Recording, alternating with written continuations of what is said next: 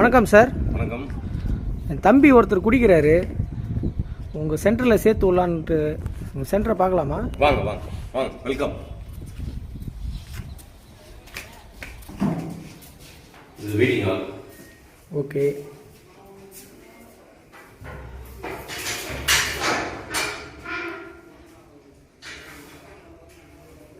இந்த fire equipments இதெல்லாம். Okay sir. வாங்க.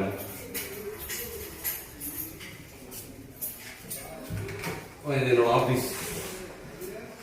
ஆலம் மதுபோதை மறுவாழ்வு மனநல மீட்பு விடுதியினுடைய அலுவலகம்.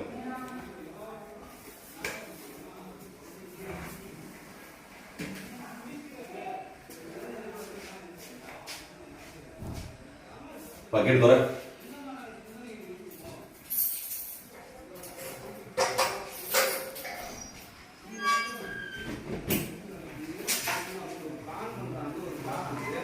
வாங்க, உள்ள வாங்க. வாங்க உள்ள வாங்க. உட்காருங்க. நல்லா இருக்கீங்களா? உட்காருங்க. என்ன பாடம் போயிட்டு இருக்கு? மறுபடியும் குடிக்க ஆரம்பிச்சிருக்கீங்களா? வாங்க, அப்படியே வாங்க சார். வாங்க. இது கிளாஸ் ரூமு. ஓகே.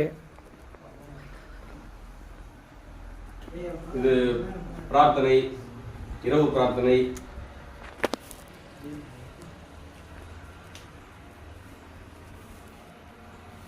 வழிமுறை, கோட்பாடு, குடிக்கு போதைக்கு அதிலிருந்து வெளியே வர்றதுக்கு எப்படின்ற வழிமுறைகள், ஸ்லோகங்கள்லாம் எழுதி போட்டிருக்கோம்.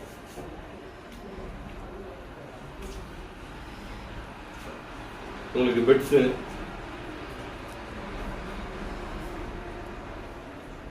எப்படி வாங்க. மேலே இருக்கு பெட்ஸ்.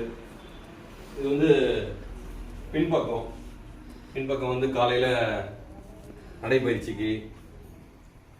வாங்க பின்னாடி.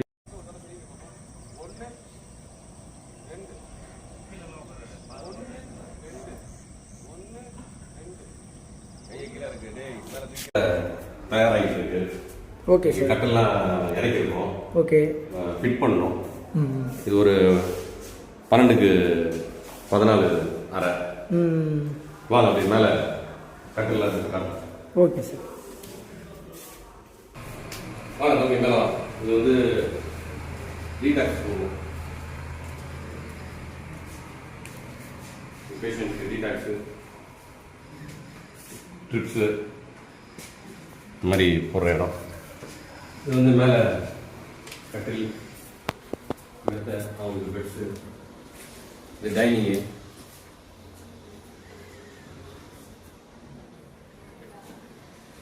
இது டாய்லெட்டு. கீழே அது மாதிரி ஒரு 4 டாய்லெட் இருக்கு. Okay okay. எங்கள் ஆலம் மதுபோதை மறுவாழ்வு மனநல மீட்பு விடுதியின் வசதிகள் போதுங்களா? பாருங்க. நல்ல வாக்கிங் பிளேஸு எல்லாமே இருக்கு. பெரிய இடத்துல கூட இந்த மாதிரி இருக்குமான்னு எனக்கு தெரியல. அந்த அளவுக்கு நான் சௌகரியம் பண்ணி கொடுத்துருக்குறேன். அவங்க ஏன்னா மனச்சிதைவிலையும் மன அழுத்தத்திலையும் இருப்பாங்க. அதுலேருந்து மீட்டு எடுத்து தான் அவங்களுக்கு குடியிலேருந்து போதையிலேருந்து புரிய வைக்க முடியும். கொஞ்சம் இட வசதிகள் இருந்தால், காற்றோட்ட வசதிகள் இருந்தால் தான் எதையுமே கவனிக்க முடியும்.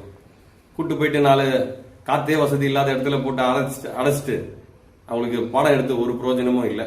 அவங்களுக்கு சிகிச்சை அளித்தும் எந்த பிரயோஜனமும் இல்லை. மன அழுத்தம், மனசிதைவிலேருந்து வெளியே வர்றதுக்கு நல்ல சுற்றுப்புற சூழல் நல்லா இருக்கணும். உங்கள் தம்பியை நீங்கள் கூட்டு வந்து சேருங்க, நல்லா ஆயிடுவாரு, கவலைப்படாதீங்க. God bless you. நன்றி.